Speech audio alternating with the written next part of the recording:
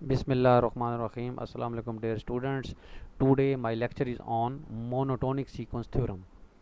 अब monotonic sequence theorem क्या होता है कि every bounded monotonic sequence is convergent, यानी कोई भी बाउंडेड सीक्वेंस हो, मोनोटोनिक सीक्वेंस हो, वो क्या क्या कहलाएगी, हमेशा वो कन्वर्जेंट होगी। यानी हर बाउंडेड, अब बाउंडेड सीक्वेंस कौन सी होती है, जिसकी दो बाउंड्स होती हैं, एक अपर बाउंड भी होती है और एक उसकी लोअर बाउंड भी होती है। यानी वो सीक्वेंस बाउंडेड अबव भी होती है, बाउंडेड बिलो भी होती है, यानी पहली बात। दूसरी बात, वो सीक्वेंस मोनोटोनिक है। अब इसका मतलब है वो सीक्वेंस जो है वो मोनोटोनिक मीन कि वो एक इंक्रीजिंग सीक्वेंस भी है और वो डिक्रीजिंग भी है, यानी बाउंडेड बाउंडेड जो है तो वो मोनोटोनिक होगी। तो वो सीक्वेंस जो मोनोटोनिक भी हो, बाउंडेड भी हो, वो हमेशा कन्वर्ज करेगी। क्या करेगी? कन्वर्ज करेगी। तो इसके लिए प्रूफ के लिए हम डिस्कस करते हैं पहले। तो हम सपोज कर लेते हैं कि a n is the increasing sequence. क्या कर लिया हमने? इंक्रीजिंग सीक्वेंस, यानी अगर इंक्रीज कर रही है तो ज़ाहिर बात है ए वन ए टू से छोटा होगा, ए टू ए थ्री से छोटा होगा, यानी ए एन जो है वो एन प्लस वन से छोटा होगा। अब since a n is bounded, ये भी हमें पता है कि ए एन जो है वो बाउंडेड है, तो this set S is equal to a n n greater n equal to one has an upper bound. क्योंकि हमारे पास अगर कोई सीक्वेंस इंक्रीजिंग है या बाउंडेड है, अगर बाउंडेड है तो जाहिर बात है वो बाउंडेड अबव भी होगी, बाउंडेड बिलो भी होगी। तो इस वजह से हमारे पास उसकी एस की जो है वो अपर बाउंड एग्जिस्ट करेगी। तो उस प्रॉपर्टी के मुताबिक it has an least upper bound L, तो हमारे पास उसकी क्या होगी? लीस्ट अपर बाउंड जो है वो उस सेट की एग्जिस्ट करेगी। अगर लीस्ट अपर बाउंड एग्जिस्ट करेगी तो then by definition given epsilon greater than zero L minus epsilon is not an upper bound of S. क्यों? क्योंकि एल उसका लीस्ट अपर बाउंड हमने कहा दिया है, तो एल माइनस एप्सिलॉन जो है वो लीस्ट अपर बाउंड, यानी अप लीस्ट अपर बाउंड नहीं होगा, क्योंकि लीस्ट अपर बाउंड तो आपका वो हो गया, एल हो गया। तो एल से छोटा जो होगा वो एल माइनस एप्सिलॉन होगा, तो वो अपर बाउंड नहीं होगा। तो फॉर सम इंटीजर एन के लिए ए एन जो है वो greater than L minus epsilon हो जाएगा। यानी अगर आपके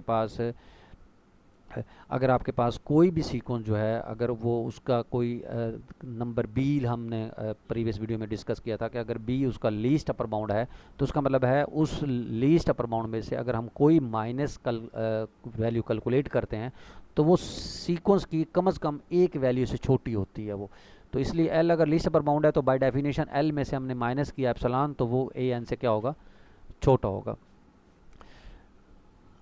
But the sequence is increasing, so a n greater than or equal to a n, a n जो है वो greater than or equal to a n for every n greater than n, क्योंकि ये इंक्रीजिंग है तो इसलिए हमारे पास अगर n n से बड़ा है तो a n जो है वो भी a n कैपिटल से बड़ा ही होगा। Thus if n greater than n then we have a n जो है क्योंकि देखें a n जो है वो a n से, और a n छोटा हो जाएगा ज़ाहिर बात है a n से, तो ए एन क्योंकि ग्रेटर है एल माइनस एप्सिलॉन से, तो ए एन यहाँ वैल्यू पुट करें, ए एन ग्रेटर हो जाएगा एल माइनस एप्सिलॉन से, तो एल माइनस एप्सिलॉन जो है वो जारी बात है छोटा हो जाएगा ए एन से, क्योंकि L minus epsilon A N से छोटा है, ए एन से छोटा है स्मॉल ए एन से, तो इसलिए ट्रांजिटिव लॉ के मुताबिक एल माइनस एप्सिलॉन जो है वो ए एन से छोटा हो जाएगा। तो so L minus a n जो है वो लेस देन एप्सिलॉन हो गया, greater than equal to zero, तो इसको हम मॉड की फॉर्म में लिख सकते हैं। तो एल माइनस एप्सिलॉन ए एन जो है वो मॉड लेस देन एप्सिलॉन हो गया।